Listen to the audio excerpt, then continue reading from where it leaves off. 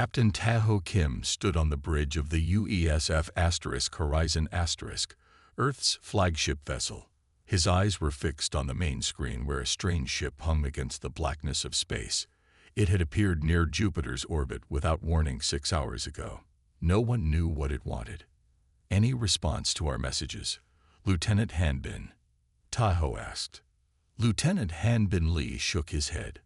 Nothing, Captain. We've tried all standard frequencies and protocols. They're receiving our signals but choosing not to answer.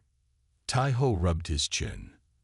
After 20 years in the United Earth Space Force, he had learned to trust his instincts.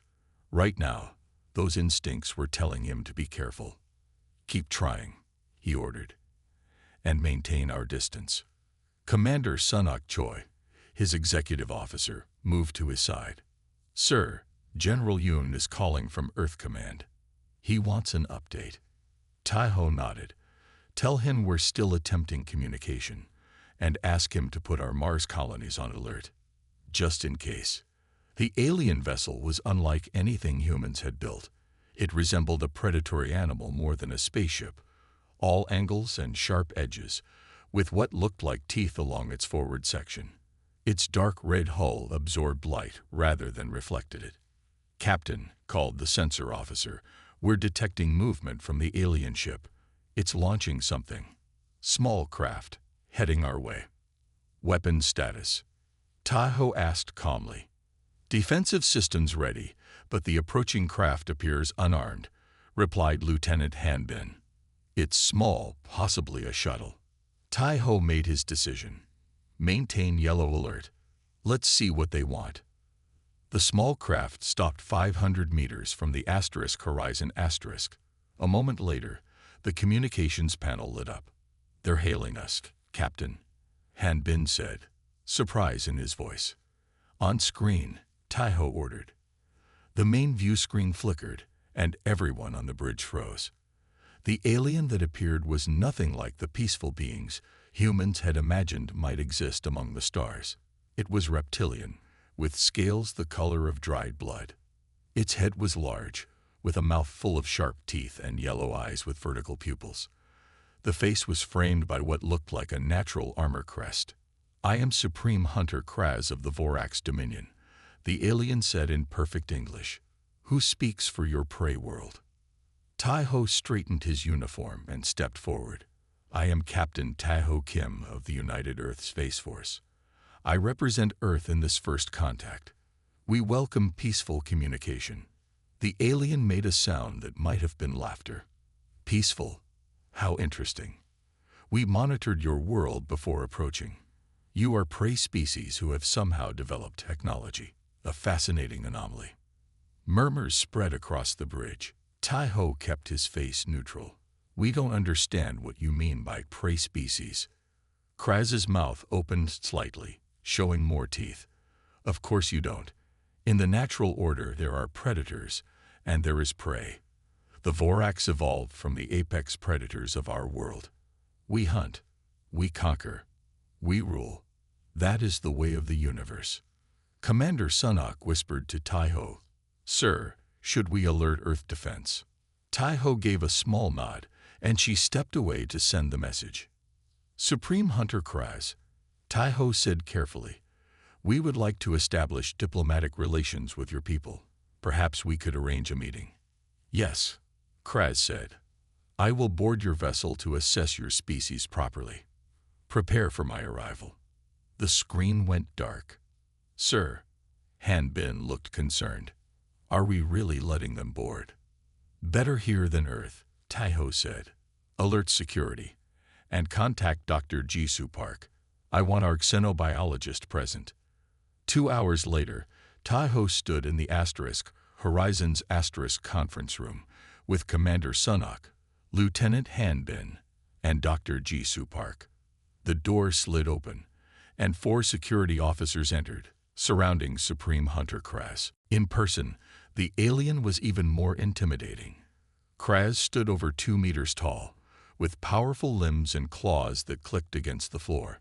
A smell like iron and spice filled the room. Your atmosphere is tolerable, Kraz said, looking around with clear disdain. Your ship is soft, like you. Dr. Park stepped forward, fascination overcoming her caution. Supreme Hunter, I'm Dr. Jisoo Park, xenobiologist. Your physiology is remarkable. May I ask about your species evolution? Kraz turned those predatory eyes to Jisoo. We evolved from pack hunters, scientist. While your kind was still hiding in trees, ours was developing coordinated hunting strategies. When we reached sentience, we simply applied those strategies to technology and space travel. And what brings you to our solar system? Taiho asked. Expansion, Kraz said simply. The Vorax dominion grows. We seek resources and territory, as is natural for apex predators. Taiho felt a chill. There are other inhabited worlds beyond our system. 17 species serve the dominion, all prey species like yours. Some fought, all submitted, eventually. Kraz moved closer to the conference table, examining the refreshments. You serve plants and synthesize matter as food. How do you maintain your strength without fresh skills? We evolved as omnivores, Jisoo explained. We can eat both plant and animal matter. Inefficient, Kraz said dismissively. But then, prey often is. Han Bin tensed at the repeated insult, but Taiho gave him a warning glance. Supreme Hunter, Taiho said, what exactly do you want from Earth? Kraz's posture changed, becoming more formal. The Vorax Dominion requires your system's resources. Your species may continue to exist under our protection, providing labor and tribute. This is generous. Lesser species are sometimes kept only as hunting stock. The room went silent. And if we decline your generous offer? Taiho asked carefully. Kraz made that strange laughing sound again. Decline. Prey does not decline the predator. But I understand your confusion. Your species has not yet learned its proper place. The alien reached into a pouch on its harness and placed a small device on the table. A holographic image appeared. The Vorax fleet, hundreds of ships similar to the one orbiting Jupiter. This is the hunting fleet. It waits beyond your system's edge. I came ahead to offer terms because your technology indicates you might be useful servants rather than mere food. But make no mistake, Captain Prey Taiho, you will serve. Taiho looked at the hologram, then back at Kraz. Humans have a history of resisting those who threaten our freedom. Resistance is a prey response, Kraz said. It merely makes the hunt more interesting. The alien pressed another button on the device, and the hologram changed to show a Vorax ship firing on a small outpost. This transmission is being sent to my ship now. Suddenly, Commander Sunok's communicator beeped urgently. She checked it, her face paling. Captain, we're receiving emergency signals from Lunar Outpost 7. They're under attack. Taiho's eyes snapped back to Kraz. What have you done? A demonstration, Kraz said calmly. The outpost had 57 of your kind. Now it has none. The Dominion will return in 3 of your months to receive your surrender. Prepare your leaders. The alien picked up the device and turned to leave. Security, detain him. Taiho ordered, but Kraz moved with shocking speed, knocking 2 guards aside with powerful sweeps of its armored tail. That would be unwise, Captain, Kraz said, claws extended. My ship is still capable of targeting your planet's population centers. Taiho reluctantly signaled the security team to stand down. This isn't over, Supreme Hunter. Of course not, Kraz said, showing all those teeth in what might have been a smile. The hunt has barely begun. After Kraz's departure, the mood on the Horizon was grim. Reports confirmed the complete destruction of Lunar Outpost 7 with all hands lost. The alien ship had already left the system, moving at speeds Earth vessels couldn't match. In the ship's laboratory, Dr. Jisoo Park was examining samples collected from the conference room, skin cells, and saliva from Supreme Hunter Kraz. Captain, she called when Taiho entered. You need to see this. Taiho looked at the microscope display. What am I looking at, Doctor? Vorax cellular structure, Jisoo said, excitement in her voice despite the circumstances. It's highly specialized, evolved for one specific ecological niche.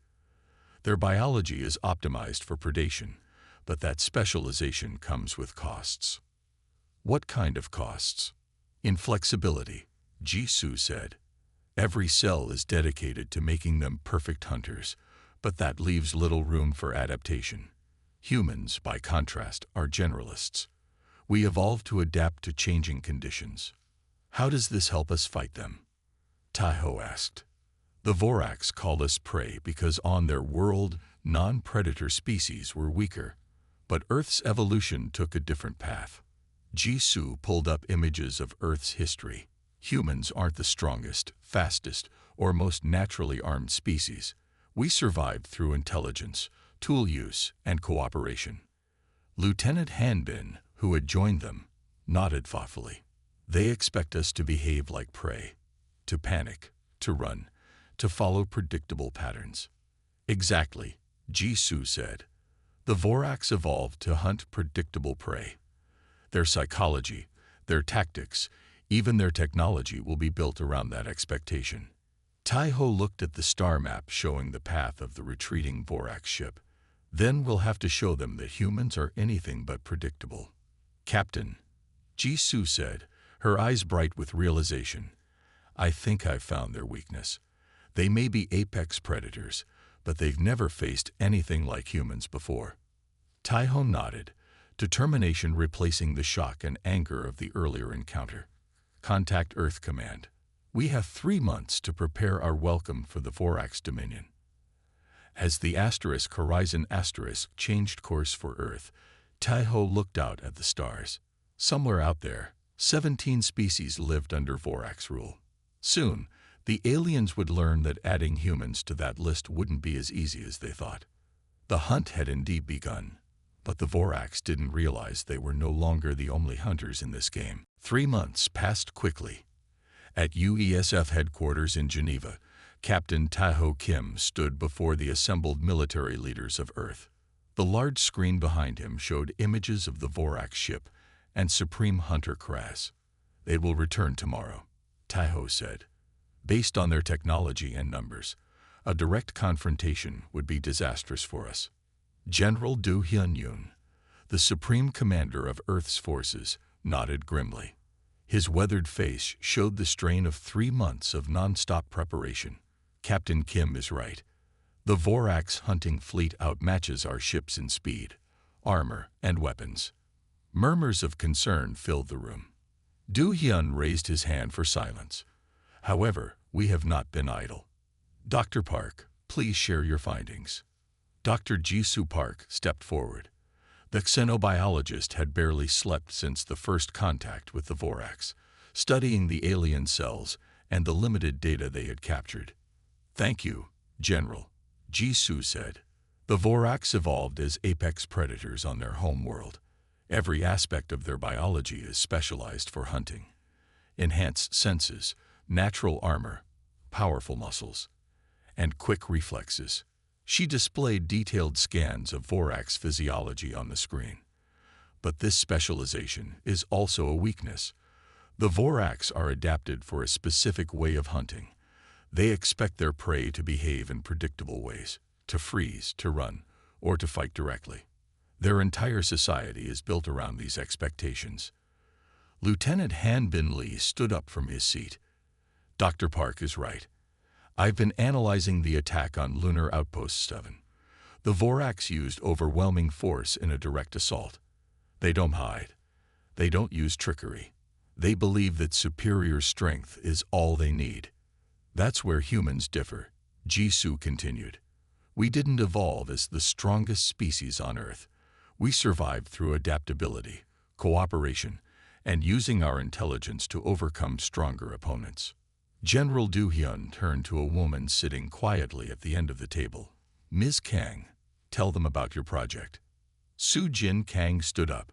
She was not a military officer, but a civilian engineer who had been working day and night in her lab. Using data from the Vorax attack, we've developed adaptive shielding technology. Unlike traditional shields that try to block all energy, these shields learn from each hit and adjust to counter specific Vorax weapons. She displayed a simulation showing the shields in action. The first hit might damage us, but each subsequent hit becomes less effective as our shields adapt. It's similar to how a human immune system responds to disease.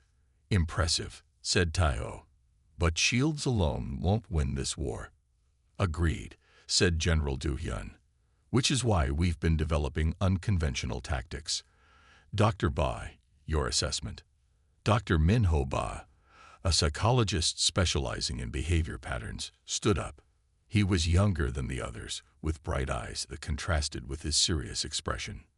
The Vorax psychology is their greatest vulnerability, Minho explained. They see themselves as natural rulers, as the only predators. This gives them confidence, but it also makes them rigid. They cannot imagine being hunted themselves. So we make the predators feel like prey, Lieutenant Han Bin said, excitement in his voice. We use tactics they would consider dishonorable or beneath them.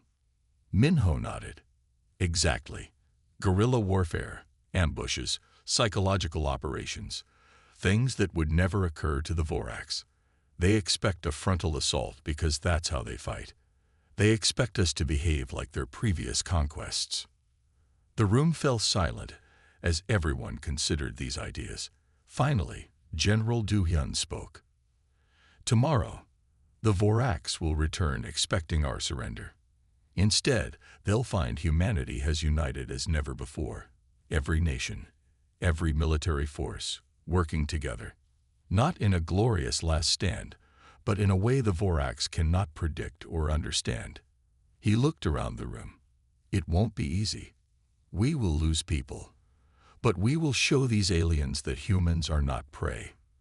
The next day, a fleet of Vorax ships entered the solar system, just as predicted. As they approached Earth orbit, Supreme Hunter Kraz sent a message to all Earth channels. Humans, the reptilian alien said, teeth gleaming. Your time to accept your place in the natural order has arrived. Surrender your world to the Vorax Dominion, or face extinction. From the bridge of the newly reinforced Horizon Taiho watched the message with Commander Sunok and Lieutenant Hanbin.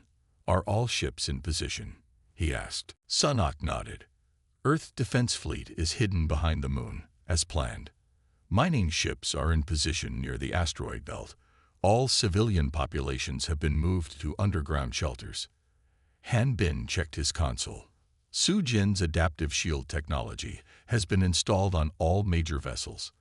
Dr. Park and Dr. Bai are standing by in the science lab. Taiho took a deep breath. Send our response. On all channels, Earth broadcast its answer. Not a surrender, but not an immediate attack either. Instead, they sent technical diagrams of Earth's supposed main defense systems, with critical flaws deliberately included. What is this? Kraz demanded in a second transmission. We asked for surrender, not your defensive capabilities. Supreme Hunter, Taiho replied from the Horizon *. Humans have a custom of offering gifts to new friends. We offer knowledge as a sign of respect. These are our primary defense systems. As you can see, they cannot match your superior technology. We only ask for time to prepare our world for your arrival. Kraz's yellow eyes narrowed. This is unexpected. You admit your inferiority. We recognize your strength, Taiho said carefully. We simply wish to minimize damage to the resources you seek. After a long pause, Kraz responded. Very well. You have one of your Earth days to prepare. Then we will take what is ours. When the transmission ended, Hanbin turned to Taiho. Do you think they believed it?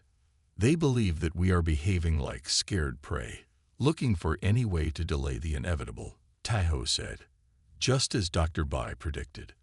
The Vorax are so confident in their superiority that they cannot imagine deception from lesser beings. Their overconfidence is our opportunity, Sunok added. All ships report ready to execute Operation False Prey. Taiho nodded grimly. Then we begin. The day of preparation that followed was anything but peaceful, while the Vorax fleet held position near Mars, waiting for their deadline. Human forces were in constant movement.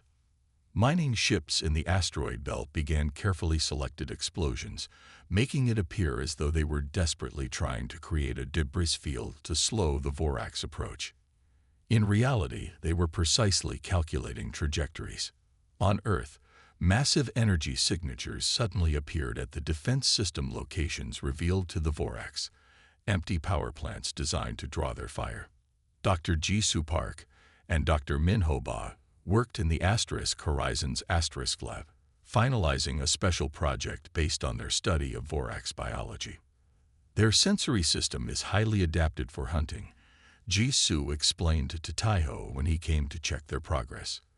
They can detect motion, heat, and even fear pheromones from other species, which means we can overload those senses, Minho added. We've developed a bioweapon, non-lethal, but it will temporarily blind their hunting senses, like shining a bright light into eyes adapted for darkness. Taiho reviewed their work. How do we deliver it? Jisoo held up a small canister. These need to be released inside their ships. Lieutenant Hanbin's special operations teams are being briefed now. Elsewhere on the ship, Lieutenant Hanbin was indeed meeting with Captain Jae-woo Wang, a specialist in guerrilla warfare who had been brought onto the mission. My teams can infiltrate their smaller vessels using the adaptive camouflage Sujin developed, Jae-woo explained. We won't try to take the ships, just plant the canisters and sabotage key systems. Hanbin nodded. Remember, the Vorax expect direct confrontation. They don't guard against infiltration because on their world, prey doesn't hunt predators. That's about to change, Jae-woo said with a determined smile. When the Vorax deadline arrived, their fleet moved toward Earth as expected. What they didn't expect was the asteroid field suddenly shifting, with key rocks changing course to impact their outer ships. It wasn't enough to destroy them, but it created confusion. They're targeting our decoy defense systems, Sunok reported from her station on the Horizon Asterisk, just as planned. The Earth fleet remained hidden behind the moon, while smaller, faster ships darted between planets and moons, appearing on Vorax sensors and then disappearing. A frustrating game of peekaboo that drew Vorax ships away from their main formation. The Vorax are splitting their forces, Hanbin reported. They're pursuing our decoys. Launch special operations teams, Taiho ordered. As the battle spread across the solar system, something unprecedented began to happen. The Vorax ships, expecting to hunt down frightened prey, instead found themselves being hunted. Small human vessels attacked from unexpected angles, retreating before the Vorax could bring their main weapons to bear. On the Vorax command ship, Supreme Hunter Kraz paced furiously. These humans do not fight properly. He snarled to his subordinates. They strike and flee, strike and flee. Where is the honor in this? One of his officers responded, Supreme Hunter, we have lost contact with 3 of our scout ships. The humans are not following any known prey defense pattern. Kraz slammed his clawed hand on a console. Find their fleet. They must have a main force somewhere. No prey species fights without a herd to protect. But the human fleet remained elusive, striking from different directions, never committing to a direct battle where Vorax superiority would prevail. Meanwhile, Captain Jae-woo's teams had successfully infiltrated 7 Vorax vessels. They released Dr. Park's sensory overload canisters and sabotaged key systems before withdrawing. The effect was dramatic. Vorax crew members on the affected ships began to lose their hunting focus, their sensory systems overwhelmed by the carefully designed compounds. Some ships began firing at shadows, while others turned on each other in confusion. It's working, Jisoo said excitedly as she monitored the data from the Horizon Asterisk. Their coordinated attack is falling apart. Sujin's adaptive shields proved equally effective. When the Vorax did manage to hit human ships, the shields quickly learned the energy patterns and adjusted, making each subsequent hit less damaging. By the end of the first day of battle, the Voraks had lost 12 ships while only managing to disable 3 human vessels. It was far from a decisive victory, but it was something no one had achieved against the Voraks before. A successful defense. On the bridge of the Horizon Asterisk, Taiho allowed himself a small smile. Send a message to Earth Command. Phase 1 of Operation False Prey is complete. The predators have discovered the humans bite back. Lieutenant Han Bin looked up from his console, his expression serious despite their initial success. Captain, the Voraks command ship is changing course. They're heading directly for Earth now, with their 30 largest vessels. Taiho's smile faded. They're done playing. Now the real test begins. As the Horizon Asterisk moved to intercept the approaching threat, Taiho thought about Dr. Park's words. The Voraks had never faced a species that refused to act like prey. Now they would learn what humans did best: adapting, overcoming, and turning the tables on those who threatened them. The galaxy's apex predators had challenged humanity. Soon, they would learn the price. 6 months into the war, Earth was wounded but not defeated. The Voraks had expected a quick victory within days. Instead, they faced the longest conflict in their conquest history. Captain Taiho Kim stood in the war room at UESF headquarters, now relocated underground after the Voraks destroyed the Geneva facility. Maps of the solar system showed the current positions of both human and Voraks forces. Red markers indicated lost outposts and destroyed ships. Too many, but far fewer than anyone had expected. Their tactics haven't changed.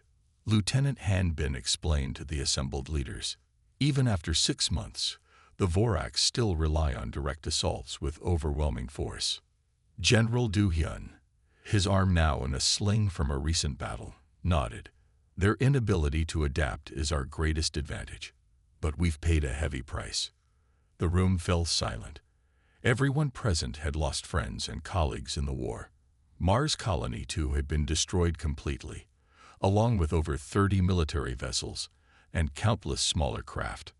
Dr. Ji-Soo Park entered the room, looking tired but determined. "I have news from the research division," she said. "Dr. Yun Jiquan has improved the bioweapon. The new version affects Voraks for twice as long, and we can now deliver it through their air filtration systems." Taiho nodded appreciatively. Dr. Kwon had joined their team 3 months ago, bringing fresh insights into Voraks biology. "How soon can we deploy it?" "Production starts tomorrow," Ji-Soo answered. "We'll have enough for Captain Jae-woo's next mission within a week." The mention of Captain Jae-woo brightened the mood slightly. His special forces had become legendary, operating behind enemy lines and causing chaos among the Voraks fleet. They called themselves the Hunters, a name that infuriated the Voraks commanders. "Speaking of Captain Jae-woo," Han Bin said, his team just reported in. They successfully planted the communication disruptors on 5 Voraks ships in the Jupiter sector. The aliens are shooting at each other due to the confusion. Despite the small victory, Taiho remained focused on the bigger problem. "We're winning small battles, but the Voraks still have superior numbers and firepower. We need something more." Su Jin Kang, who had been quietly working at a computer terminal, looked up. "I might have that something more, Captain." All eyes turned to the engineer. Over the past months, her adaptive shield technology had saved countless lives, constantly evolving to counter Voraks weapons. "The shields have collected data on every Voraks weapon," Su Jin explained. "I've been analyzing the energy patterns, and I realized something. Their weapons all use the same basic technology, just at different scales." She displayed complex energy diagrams on the main screen. "I believe we can modify our shields to not just block their weapons, but to absorb and redirect the energy." General Du Hyun leaned forward. "You're saying we could turn their weapons against them?" "Exactly," Su Jin nodded. "It would require significant modifications to our larger ships, but it's possible." "How long?" Taiho asked. 2 weeks for the first ship, maybe a month for the fleet," Su Jin replied. Taiho turned to General Du Hyun. "We need to buy that time. We need to make the Vorax hesitate. Dr. Minho Ba, who had been listening quietly, spoke up. I think I know how. The Vorax psychology has been showing cracks. For the first time in their history, they're experiencing something new. Uncertainty. Supreme Hunter Kraz stared at the report with disbelief. Another hunting pack lost to the humans' strange tactics. Another weapon rendered ineffective by their adaptive shields. The mission that should have taken days had stretched to months with no end in sight. This is impossible, he growled to his commanders. How can prey fight like this? Where is their main herd? Why do they not stand and fight properly? His second-in-command, Hunter Draz, stepped forward cautiously.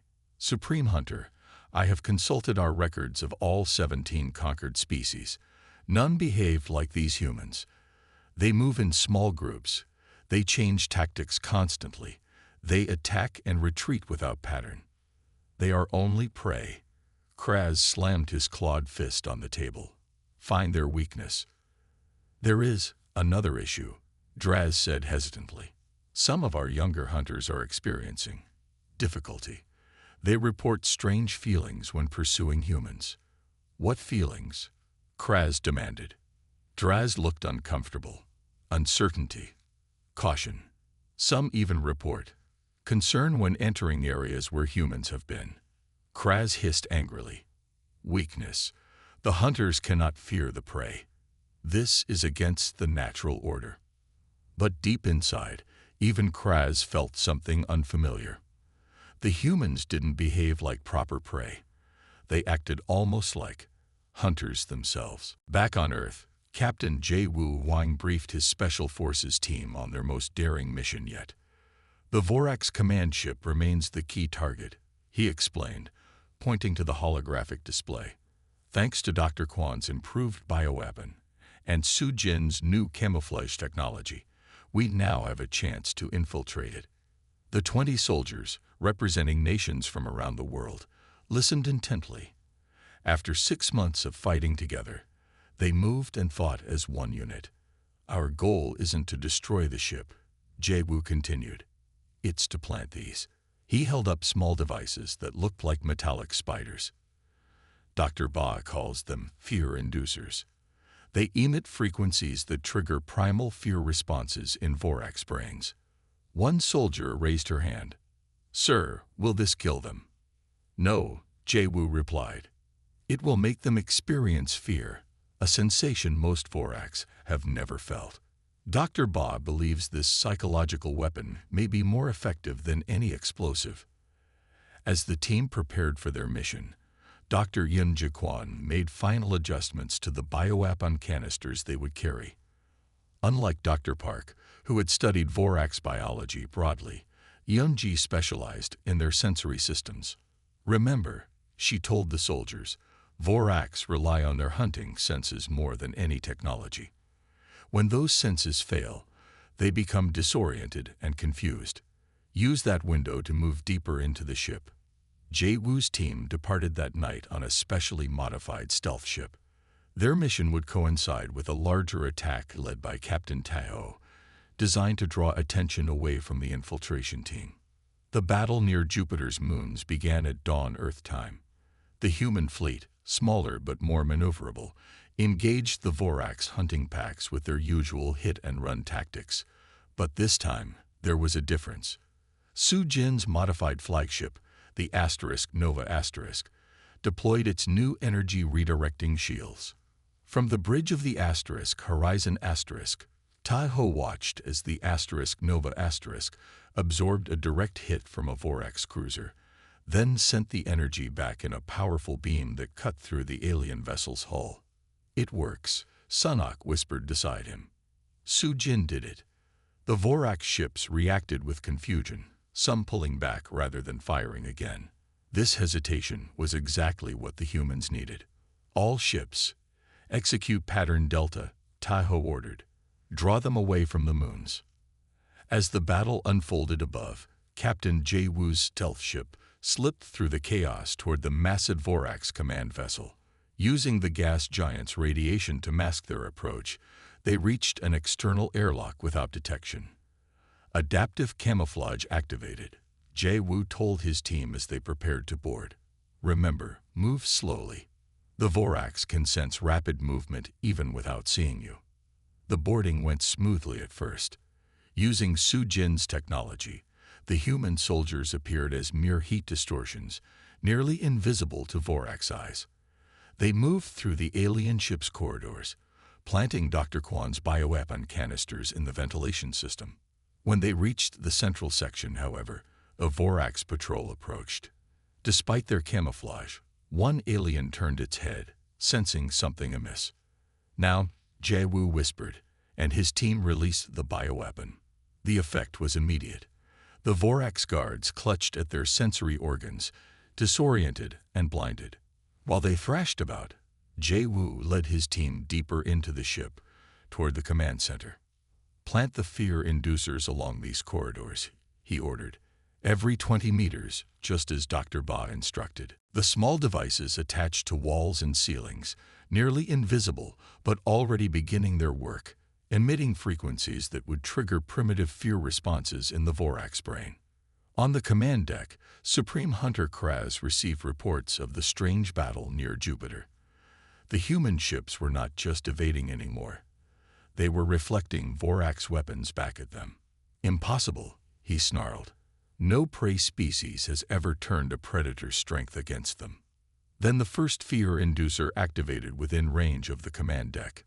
Kraz felt something he had never experienced before.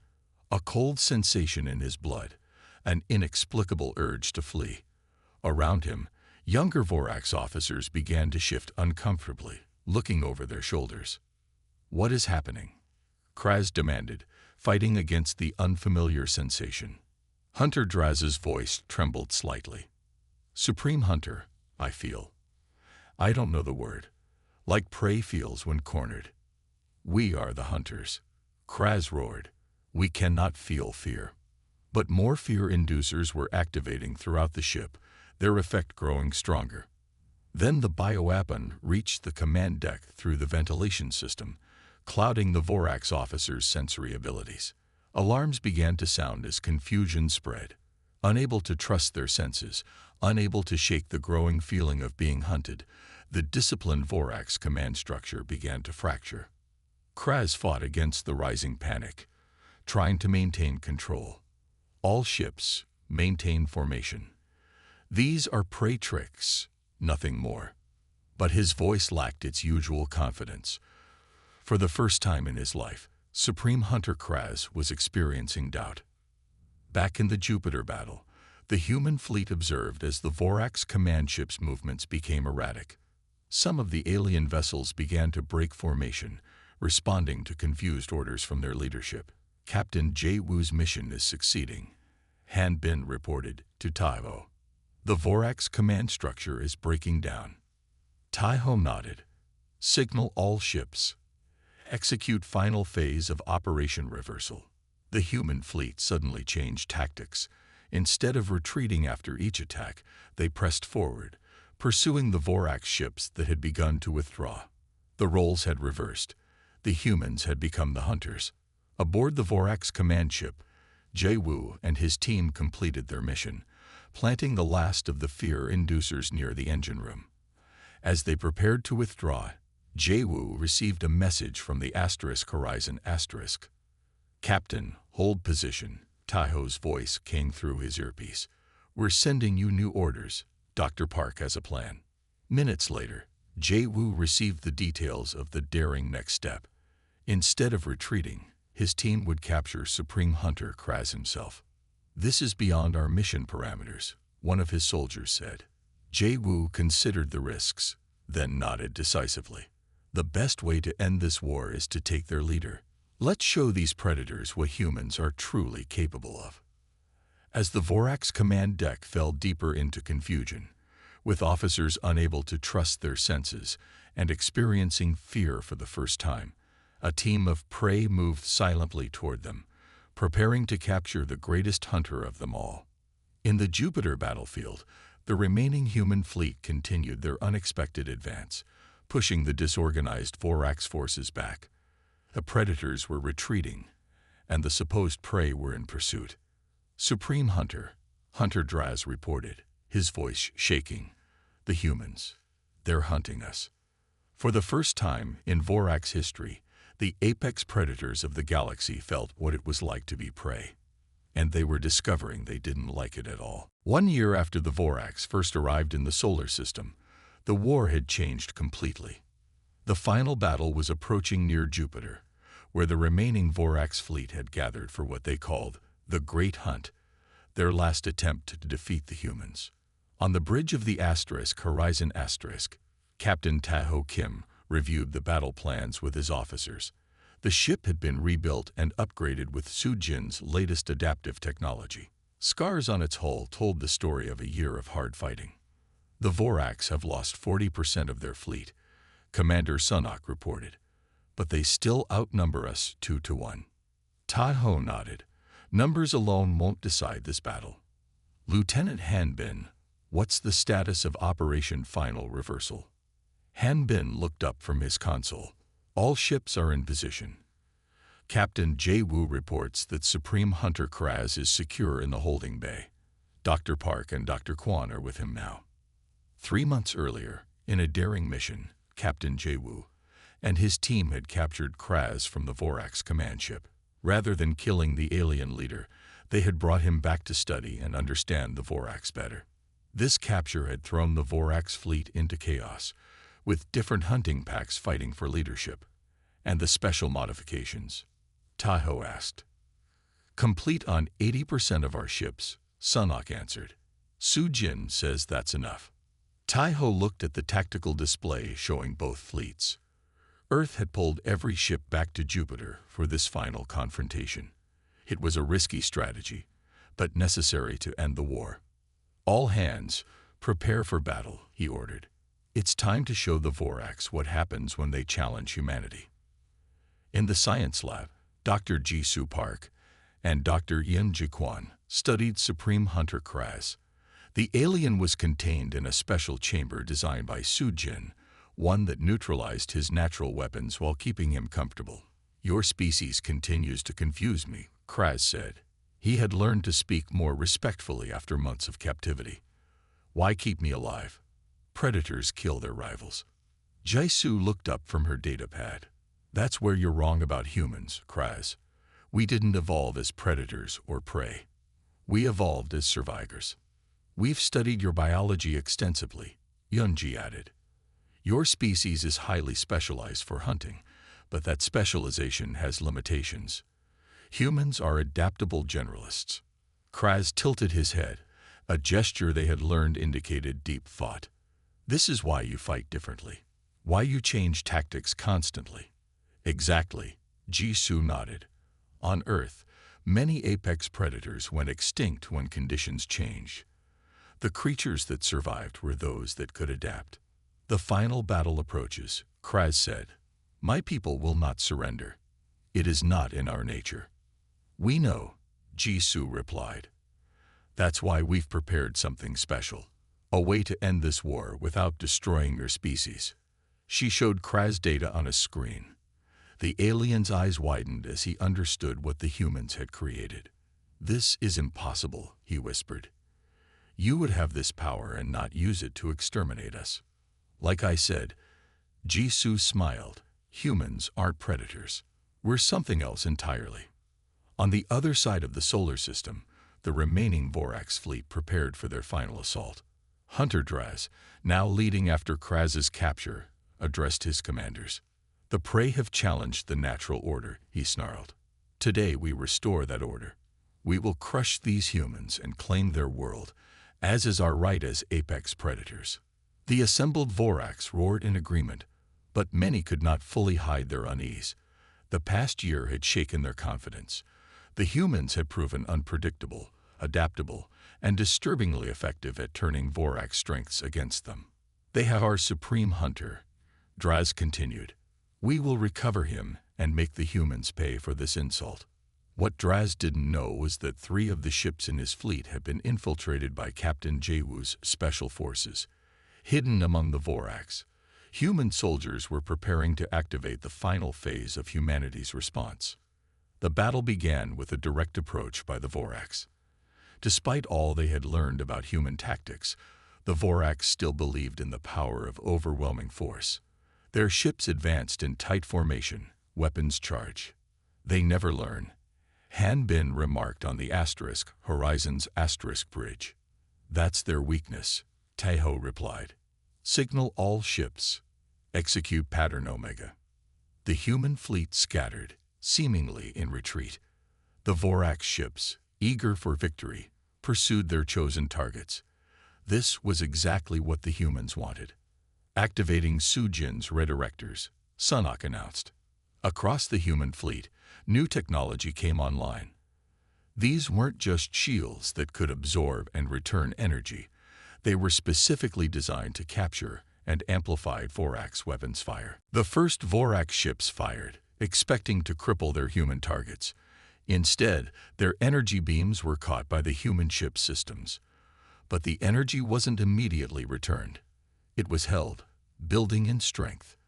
Inside the infiltrated Vorax vessels, Captain Jae-woo and his teams activated Dr. Ba's most powerful fear inducers yet. These devices would affect not just individual Vorax, but their entire communication network. All teams report ready. Jae-woo reported to the Horizon commencing synchronized activation in 3, 2, 1. Across the Vorax fleet, the fear inducers came to life. Unlike previous versions that created general anxiety, these targeted the deepest parts of the Vorax brain, the ancient circuits that recognized when a predator had become prey. Hunter Draz felt it first, a cold sensation that crawled up his spine. Around him, his officers began to shift uncomfortably, their movements becoming jerky and uncertain. Maintain formation, Draz ordered, but his voice cracked. Then, something unprecedented happened. The human fleet, instead of continuing to retreat, turned as one and charged directly at the Vorax. At the same moment, all the captured energy was released in a synchronized burst, creating a wave of energy that washed over the Vorax ships. It didn't destroy them. That wasn't the goal. Instead, it temporarily disabled their weapons and propulsion systems, leaving them drifting and vulnerable. All ships report status green. Sunok announced. The Vorax fleet is disabled. Open a channel to Hunter Draz, Taeho ordered. On the main screen, Draz appeared. The Vorax commander was visibly struggling against the effects of the fear inducers, his proud posture now hunched and defensive. Hunter Draz, Taeho said calmly, your fleet is disabled. Your ships cannot fight or flee.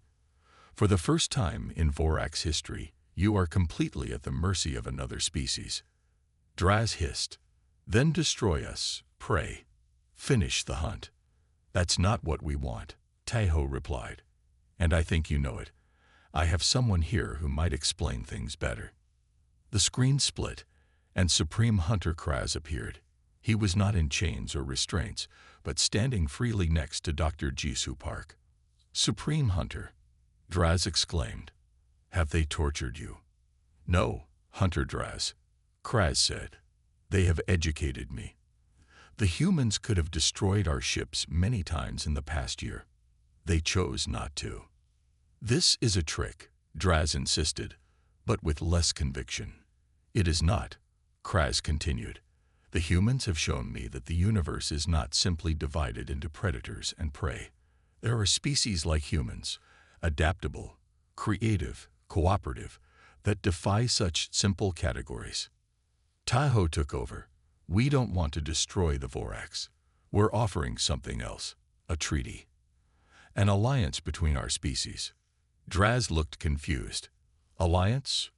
With prey. Not prey, Taeho corrected. Partners. Equals. The Vorax way has brought you conquest, but also stagnation. You've stopped evolving because you never face real challenges. Humans can help your species grow beyond these limitations. Dr. Jisoo stepped forward. We've already begun working with Supreme Hunter Kraz to understand how Vorax biology might adapt and change. There are ways for your species to become more flexible without losing your strength. And the 17 worlds you've conquered? Draz asked. What of them? They will be given their freedom. Taiho said firmly. "But we'll help establish a new galactic council where all species have representation, even the Vorax." Kraz addressed his successor directly. "Hunter Draz, I have seen what humans can do. They could destroy us all, but instead they offer a new path. This is not weakness, it is a different kind of strength that we have never understood." The Vorax commander was silent for a long moment. Around him, his officers waited, still affected by the fear-inducers, but now also curious about this unexpected turn. "What guarantee do we have that you won't destroy us once we surrender?" Draz finally asked. "The same guarantee you gave the 17 worlds you conquered," Taiho replied. "None. But unlike the Vorax, humans keep their promises. We're offering you the chance to be something more than conquerors." Another long silence followed. Then, finally, Hunter Draz lowered his head slightly. "The Vorax, accept your terms." 3 months later, representatives from Earth, the Vorax Dominion, and the 17 formerly conquered species gathered on a neutral space station. Captain Taiho Kim stood beside General Du Hyun, watching as the new Galactic Council took shape. "Did you ever think we'd end up here?" Du Hyun asked quietly. "When they first arrived, I thought humanity was finished. Humans are full of surprises," Taiho replied with a small smile. "Even to ourselves." Across the chamber, Dr. Jisoo Park was deep in conversation with several Vorax scientists, including a surprisingly engaged Kraz. The former Supreme Hunter had become an advocate for Vorax evolution and adaptation. Lieutenant Hanbin approached Taiho with a datapad. "Sir, the first joint human-Vorax exploration mission is ready for approval. Captain Jaewoo has volunteered to command." "Approved?" Taiho said. "Who would have thought we'd be exploring the galaxy with the same species that tried to conquer us?" "That's what makes humans special," Dr. Minho Ba said, joining their conversation. "We turn enemies into allies. We find paths other species can't imagine." Su Jin Kang, now head of the new Interspecies Technology Exchange, nodded in agreement. The Vorax thought they were the apex predators of the galaxy. They learned that there's something more powerful than being a perfect hunter. "What's that?" Hanbin asked. "Being human," Taiho answered. "Being able to fight when necessary, but also being able to forgive and cooperate. To adapt, to grow." As the ceremony to establish the Galactic Council began, Taiho thought about the long journey that had brought them here. The Vorax had arrived as conquerors, certain of their superiority, as the galaxy's apex predators. They had challenged humanity and paid the price, not through destruction, but through transformation. The predators had become partners, and the galaxy would never be the same. In the end, it wasn't teeth or claws or even advanced technology that made humans the most formidable species in the galaxy. It was their endless capacity to adapt, to find new solutions, and to see beyond the simple categories of predator and prey. The galaxy's apex predators had learned an important lesson. In the cosmic struggle for survival, the most dangerous ability wasn't the power to kill, it was the power to change.